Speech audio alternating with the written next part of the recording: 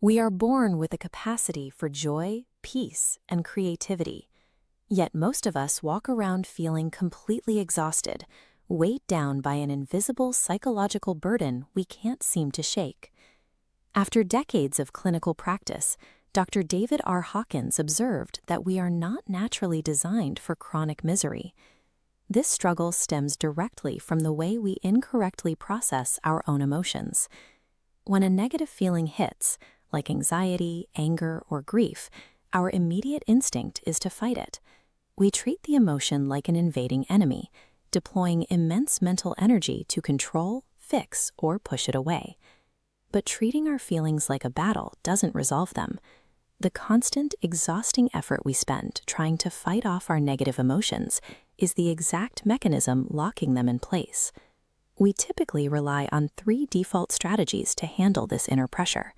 The first is suppression, where we consciously force a feeling down, or repression, where we do it unconsciously.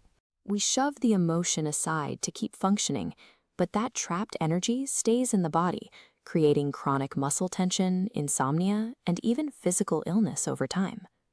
The second strategy is expression. We are often told that venting our anger or dumping our anxieties onto someone else will relieve the pressure. In reality, vocalizing a negative emotion usually just propagates it, giving it more energy while passing the collateral damage onto our relationships. This modern obsession with venting actually comes from a widespread misreading of early psychoanalysis. Sigmund Freud originally taught that repressed impulses needed to be neutralized or channeled into constructive drives like work and creativity, not indiscriminately dumped on whoever happens to be in the room. When pushing down or acting out fails, we turn to the third strategy, escape. We dodge our inner awareness entirely by distracting ourselves.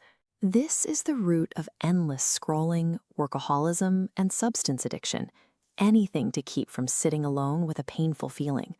Whether we suppress, express, or escape, the root emotion remains intact. These strategies only recycle the negative energy, requiring a constant draining supply of our own willpower to keep the pressure contained. Dr. Hawkins proposed a completely different approach to processing emotions, which he called the mechanism of letting go, or surrender. Surrender requires 0 effort. It marks the moment you stop resisting entirely, allowing a feeling to exist without judgment, fear, or any attempt to modify it.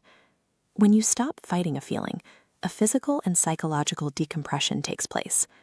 Without the friction of your resistance keeping it alive, the accumulated energy behind the emotion naturally runs its course and dissipates.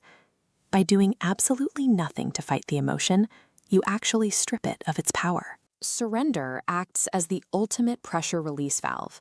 To understand the energetic cost of holding on to these emotions, Dr. Hawkins developed the map of consciousness. This diagram is a logarithmic scale ranging from 1 to 1,000, mapping how different emotional states dictate our baseline level of being. At the bottom of the map is the basement of human experience. These are the heavy, contractive emotions. Shame calibrated at 20, apathy at 50, grief at 75, and fear at 100.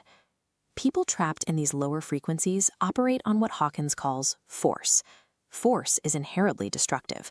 Because individuals at these levels have so little life energy, they unconsciously drain it from the people and environments around them to survive. It is an extreme calibration point of negative, consuming energy that pulls everything down with it. As long as we rely on suppression, expression, and escape to manage our pain, we keep ourselves energetically anchored in this destructive basement. At calibration level 200, we reach the level of courage. This is the mark where the nature of our energy changes. Crossing this threshold marks the definitive shift from negative to positive energy. In the state of courage, we adopt the mindset of, I can handle it. We finally acknowledge our feelings and take responsibility for them, no longer acting as victims of our circumstances. This is where we leave force behind and enter the realm of power. Above 200, we stop draining the world. We become self-empowered, resilient, and begin to actually give life energy back to others. Courage is the exact moment we stop paying the exhausting, energetic cost of our negativity and take back our autonomy. The practice of letting go is a continuous pathway.